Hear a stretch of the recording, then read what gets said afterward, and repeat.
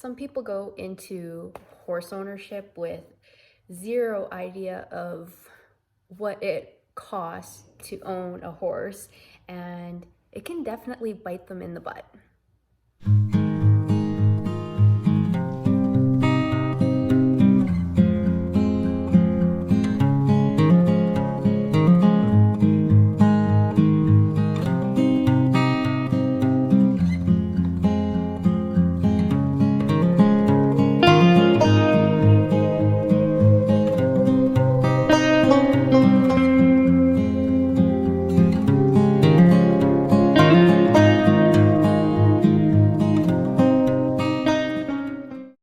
Hey everyone, welcome back to my channel. If you're new here, my name is Katrina, and on today's video we are going to be going through what I spent on my horses in the month of December 2022, and in addition to that we're going to go through budgeting for horse ownership because I feel like a lot of people have no clue what it costs to own a horse, so stay tuned.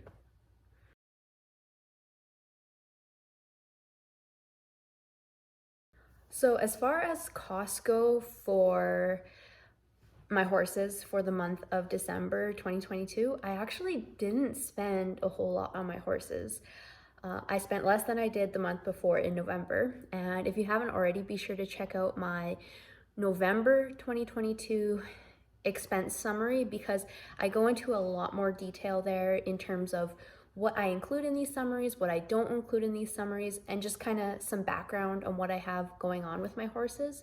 So just briefly, I have 2 horses that I own and I keep here on our property, which we also own. So it's all about the expenses that come with that. And yeah, my horse expenses for December were very minimal. The biggest expense, as always, is feed. So just like in November, in December, they went through about a bale and a half, which is the equivalent of $150. Diesel went through his usual 1 bag of performance ration, which is $62.50. And Junior went through a bag of his senior ration, which is $47 a bag. And they both went through their usual amount of mineral as well in December. So a full bag of mineral is $57.90 per bag, but they only go through about 1/3 of a bag per month, which means they went through the equivalent of $19.30 worth of ration during the month of December. With the hay, the performance ration, the senior ration, and the mineral, they cost me $278.80 altogether for the month of December in terms of feed. As far as other costs go, we were away for 6 days. We went to Arizona for a quick trip and to go to a concert. And during that time, we had the neighbor boy, I think he's 12 years old. He took care of my horses and my barn cats while we were gone. And we paid him $120 for his efforts for that. And lastly, I had the farrier out. So neither of my horses have shoes right now. So my farrier charges $40 per trim and he charges a little bit of travel. And I also tip my farrier. I know some people ask, do you tip your farrier? Should you tip your farrier? And I do. I have a good farrier and I want him to continue coming here and doing a good job, and I appreciate his work, and so I tip him. So that ended up being $220 for the farrier. So between feed, the horse care, and farrier, I spent a total of $618.80 on my horses in the month of December, which, as I said earlier, is less than what I spent in November.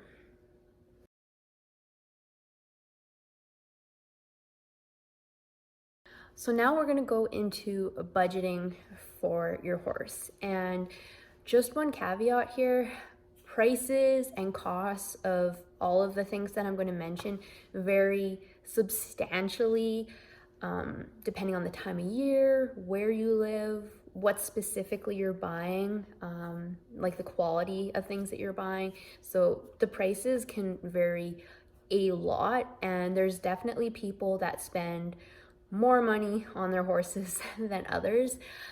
So there's definitely a wide range. I can give you some estimates on what you might be looking at, but you're going to have to do your own research to a certain extent to figure out how much exactly it is going to cost you.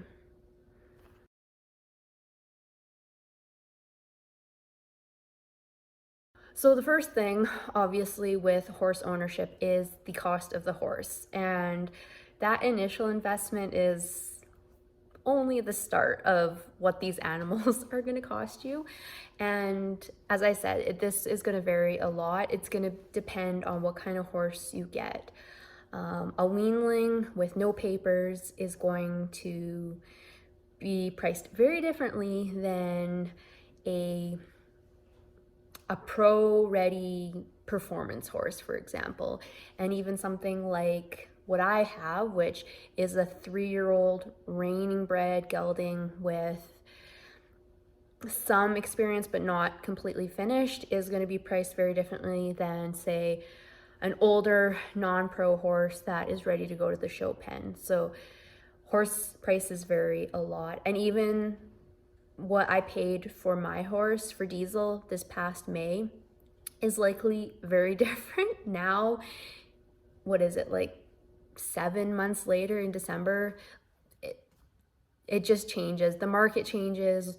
Where you live, it's going to change things. So I can't really, there's no way to give an estimate of what it's going to cost you to buy a horse. It's very horse dependent, market dependent, region dependent.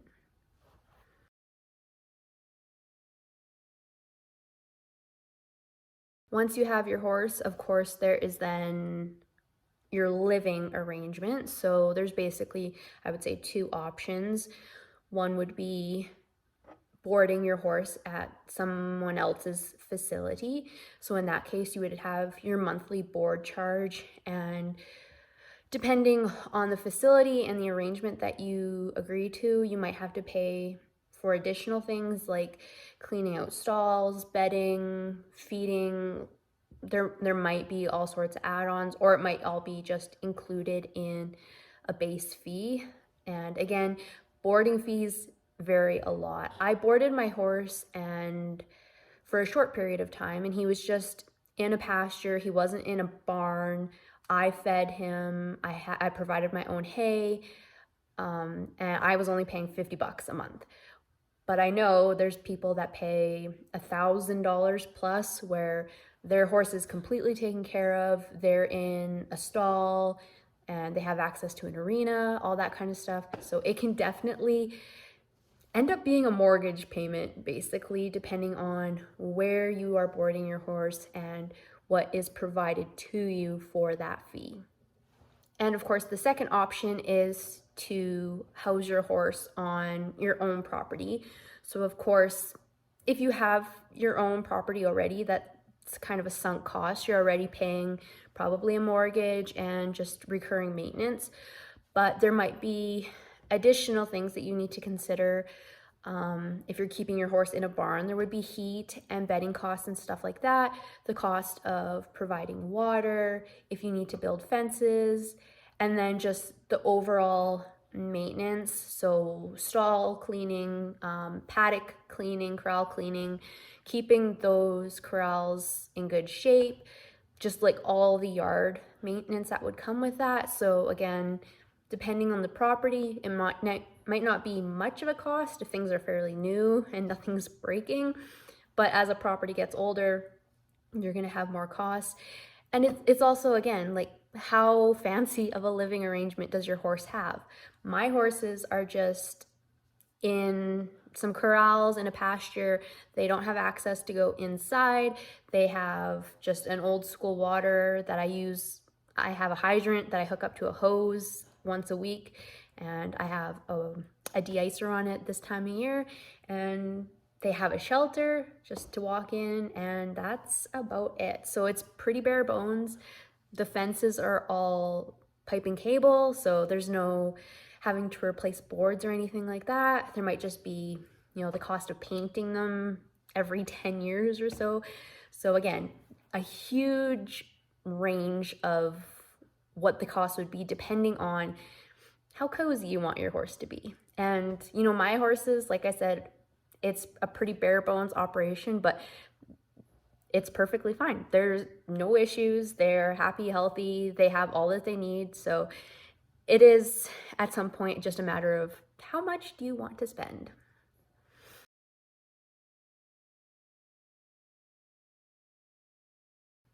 As I mentioned earlier in my expenses summary for the month, my biggest expense for the majority of the year is feed. And again, this is going to vary depending on what you're providing your horse with, what the time of year is. So in the summer, I still feed them their supplements, so they still get, Junior would get his senior ration, Diesel gets the performance ration, and they get their mineral, but they're on grass, which means I don't have any forage related expenses. If you're keeping your horse in a stall all the time, you would always have a forage expense. If it's winter, obviously you're feeding some sort of forage. So that's going to vary even for the same person over the course of a year. I was very fortunate for my hay. I only paid $100 a bale this year because my stepdad grows hay for a living. But other people might have to pay more, again, depending on your location, the market for hay. If it was a very bad year for haying in general, hay is going to be much more expensive. So that's all definitely things to take into account. And as well as what supplements are you feeding your horses? I would say as a general rule, people over supplement their horses, assuming they have access to adequate forage, a good quality forage. You don't need to give yourself a laundry list of supplements to give your horses. You know, as long as they have some sort of a mineral and maybe some salt. And if you do have a performance horse or maybe an older horse, those horses have extra needs, maybe giving something else just to fill in the gaps. But other than that, question whether you need to be buying supplements or not. But yes, this is definitely, I would say, going to be your biggest expense when it comes to your horse. Aside from maybe the whole boarding situation, feed is definitely a big, big expense.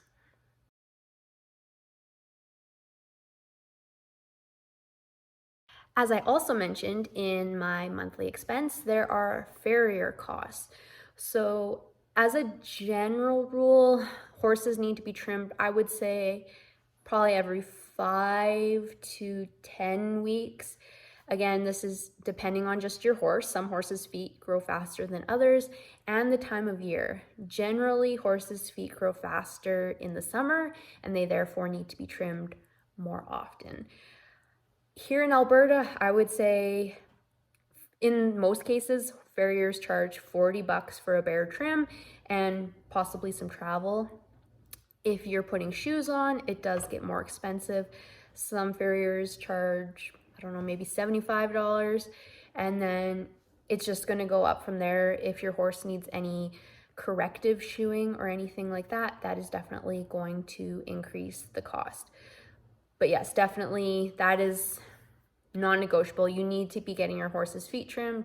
If you're not, it can cause all sorts of issues further up their leg and their feet, which is going to generate more costs in the terms of vet bills if you're not looking after it. So definitely budgeting for every 4 to 10 weeks, 10 being the absolute most. I would probably say you should be going all year.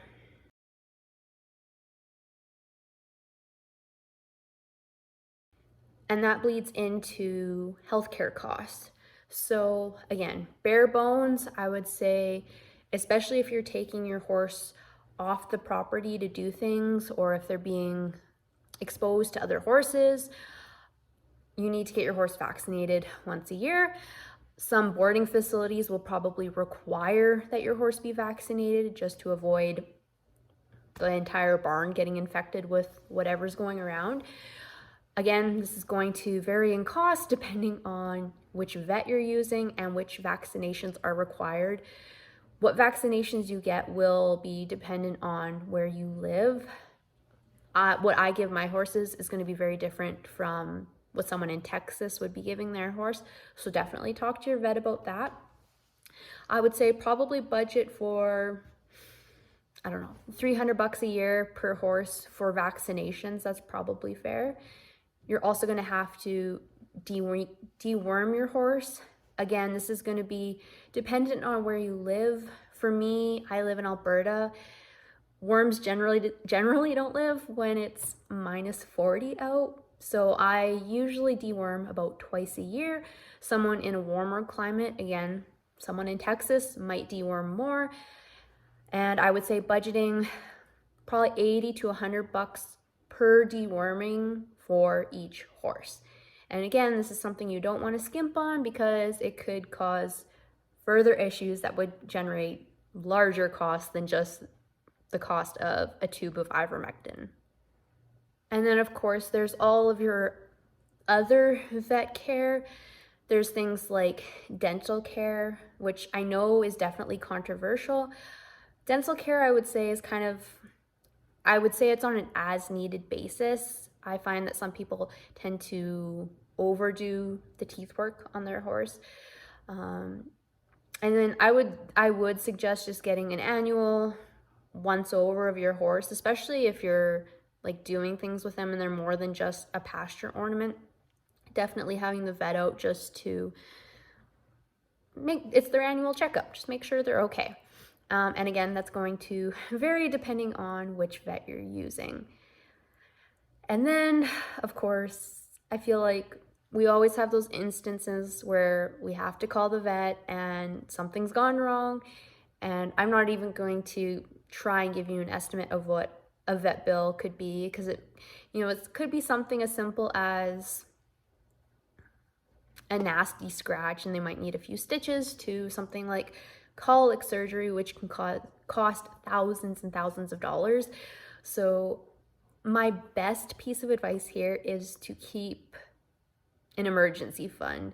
If you own horses, it's not a matter of if they get hurt or if they have a healthcare issue, it is when. And you need to be prepared for that, because there's nothing worse than having an injured or sick horse and also having to try and figure out how you're going to pay a massive vet bill that you were not prepared for. So definitely do yourself a favor, set aside some sort of a savings account just to have on hand for if or when something happens.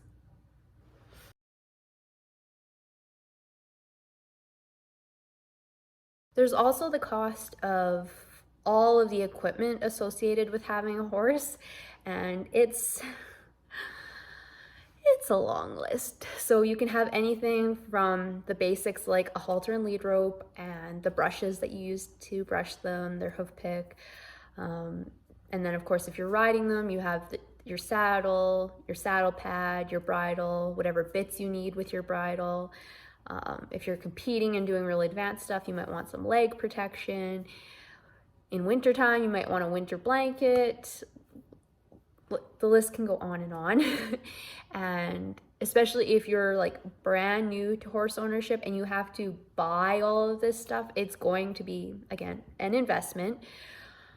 Like a halter and lead rope might be $30, a full set of brushes and all that sort of thing, depending on what you get, let's say $50.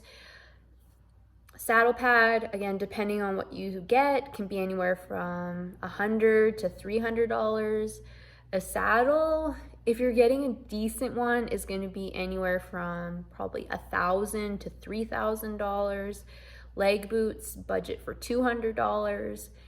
And a fully set up bridle is probably another $300. And then you can just kind of go from there. That would be probably the bare bones equipment. A winter blanket would be $200. And that's a good base for as far as equipment goes. I'll probably do a future video just saying like, these are the things you need to have in your barn as a horse owner. I would probably throw in a first aid kit in there as well for, you know, you never know what's going to happen. And that would have things like vet wrap, gauzes, scissors, like just your basic vet supplies that you would need if like your horse gets a minor injury that you can just take care of yourself. That's definitely something to have on hand. And yeah, I mean, it's like anything else. As you get more and more into the horse world, you just end up buying more things and you end up with a whole lot in your barn. But I would say those are definitely the things you would be looking at right off the bat.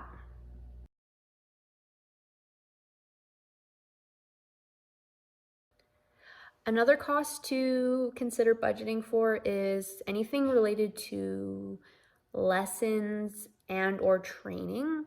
So definitely if you're brand new, lessons I would say are almost a necessity.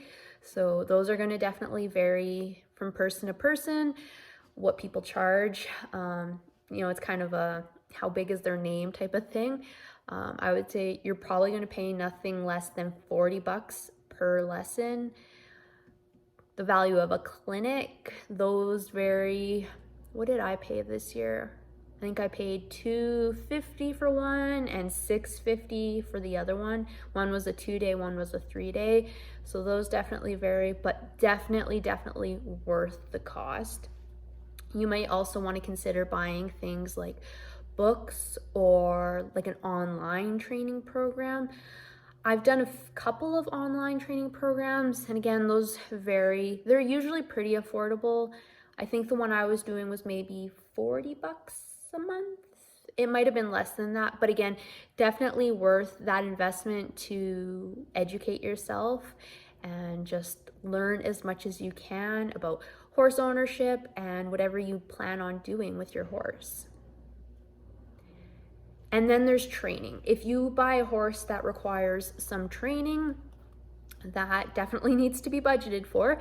I would say you're probably not going to find a decent trainer who's charging less than, I'm going to say $1,800 a month. So, and I would say you probably want your horse in training. If it needs training, it should probably be in training for at least 3 months. I would say. It's very hard for a trainer to get a whole lot done in 30 days. So I would say budgeting for, let's say, at least $2,000 per month for at least 3 months. So $6,000.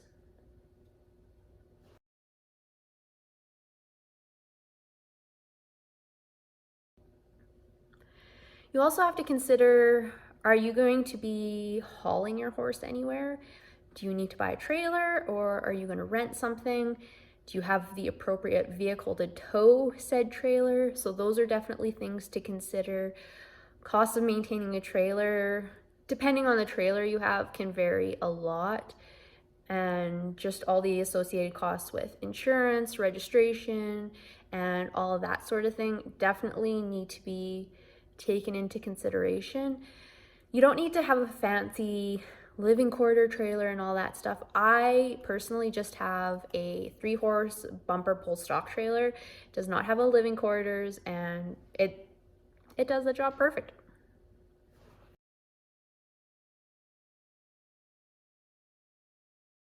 One thing I did forget to mention on just like the equipment side of things would be things like buckets, shovels, pitchforks, that sort of a thing. Those are all things I feel like I have around the barn. I use them every single day. Water hoses, extension cords. I use those things every day, but you don't really think about them until maybe you need to buy a new one. So those all need to be taken into consideration because you need them. So you're going to need to buy them.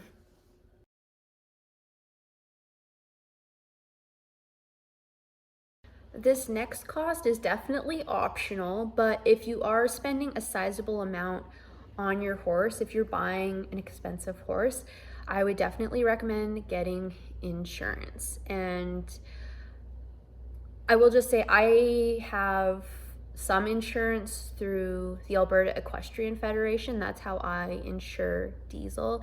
And your policies are, it's like any other kind of like life insurance. It's going to vary a lot depending on what kind of horse you have, their age, and what kind of coverage you have with your policy.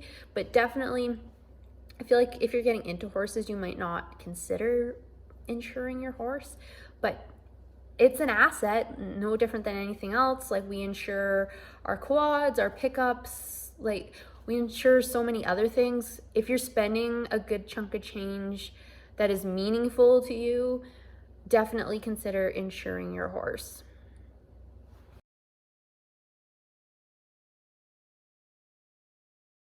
And then there are the costs of, I guess, competing. So I know lots of people don't compete. They would just ride at home or just go on trail rides and stuff like that. But for those of you who plan on competing, there are numerous costs associated with that. So there would be likely a cost of joining an association that you're going to compete within. So there would be the membership cost. Then there would be your entry fees. And these are all going to vary depending on the association that you're joining.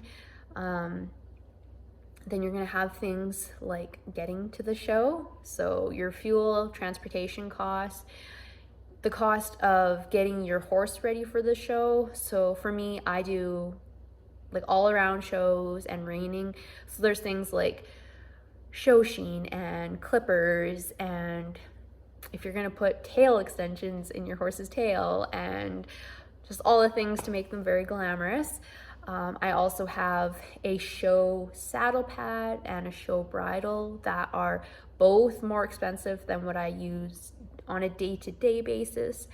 And then of course my show outfit. So I have my cowboy hat, my show shirt, my show chaps, my show boots, my show spurs, like the whole gamut, right? So there's all of those things that you need to take into consideration as well when you are competing.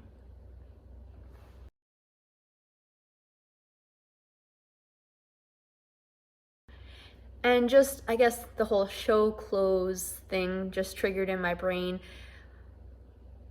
Like, I dress Western, as you can see. That's how I dress. So like, I wear blue jeans all the time. But if you don't usually dress like that, or maybe you ride English, you will need clothes that you wear when you're riding or when you're at the barn. So if you don't usually wear them, your jeans, or if you're English, wearing breeches, the boots that you're gonna ride in, the boots that you're gonna wear around the barn, the cost of spurs if you use spurs, if you wear a helmet, which I'm very much, I say everyone should wear a helmet, but I don't wear a helmet. But yeah, you should wear a helmet. And of course, I have no idea what helmets cost because I haven't bought one. But definitely consider buying a helmet as well. That's basically it, right? Like, for the most part, you can wear a t-shirt and jeans and just a sturdy boot around the barn, some good quality gloves, that sort of a thing. I'm a fan of wild rags, especially here in the winter with just the cold and the wind. I feel like I wish I would have known about wild rags so long ago. I only started wearing them 2 or 3 years ago, and I just love them. They just keep me nice and cozy, and I just love them. So I think that's all you should need as far as equipment for yourself. If you think of anything else, please put them in the comments. I know the one thing that I'm struggling with is winter gloves. I need something that's warm enough to keep my hands warm, but thin enough that I'm not like, can't feel the reins or what I'm doing with my fingers.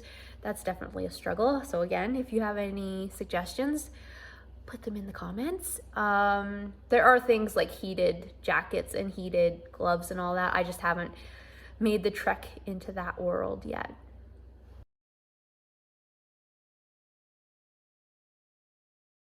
So as I kind of mentioned at the beginning, there's definitely a range of how much you can spend. Some people, they spend the bare minimum on their horses, and their horses do okay. And then you can go all the way to people who spend thousands and thousands every month on their horses. They get the best quality feed, the top veterinarian care in the world, and they're getting their horses massaged and chiropractor and all the best supplements, and they spend a lot of money. I'm sure my audience, you guys are going to fit somewhere in the middle. I definitely fit somewhere in the middle. What I aim for is to make sure, first and foremost, that my horses are happy and healthy. So if something comes up where it's like, hey, you need to spend money on this or your horse is not going to be happy and healthy, I'm like, okay, how much is it? But in terms of those maybe more luxury or optional items, I definitely sit down, weigh the pros and cons, and ask myself, will this make my horse happier or healthier? If not, I really question whether I should be spending my money on that, because I work hard for my money.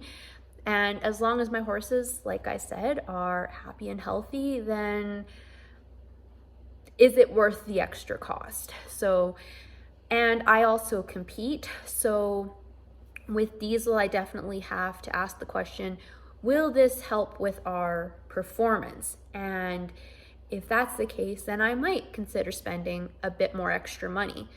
For example, this coming year, I know I'm probably going to be riding very hard again, so I might consider things like massage or chiropractor as needed. As far as Junior goes, he is a senior horse at this point, so definitely making sure that he's happy and healthy and pain-free is definitely a priority of mine. So there definitely might be some instances where giving him maybe an extra supplement, or again, getting him massaged to make him feel comfortable is warranted. So it's definitely considering your horse, considering what you're comfortable spending, and like at the very least making sure your horse's basic needs are met and kind of going from there. It's kind of like buy your base package and then you can, add on the fun things or the extra things as you go. And I know for myself, I've been at this long enough. There's definitely been times where I'm like, I should have really not spent money on that. It didn't make a difference. It was just a waste of money. Or there's things where, nope, that was definitely worth the money. I am so glad I did that. So a bit of trial and error. If you're unsure, definitely reach out to someone who has some experience. Feel free to reach out to me and I can steer you in the right direction as best as I can. And yeah, like I said, it's horse welfare first and foremost. So I'm sitting here, I did a quick Google search just to kind of see, did I miss any categories of expenses? At this point, I don't think I did. Like I said, there's always those extra things that you can do with your horse. I've kind of covered the broad basic things and a few extra things. But if I did miss anything, be sure to let me know in the comments and I can mention it in a future video. I hope you guys got some value out of this video. If you're a first-time horse owner, let me know. I'd love to hear from you and how your experience is jumping into the world of horse ownership. It can be expensive from time to time, but you guys, it is so worth it for just the joy and the value that you can get out of having horses in your life. Like, it is 100% worth every single penny. And with that, we will end the video here. If you like this video, be sure to hit the like button and also be sure to subscribe to the channel if you haven't already. Be sure to check out my podcast. I'm not actively recording new episodes of the podcast at this point in time, but there's, I think, close to 200 episodes that you can check out. It's on Apple Podcasts, Spotify, all those places. Just search Strong in the Saddle. And be sure to follow me on Instagram at Strong in the Saddle. And until next time, remember, it's always a good day to ride.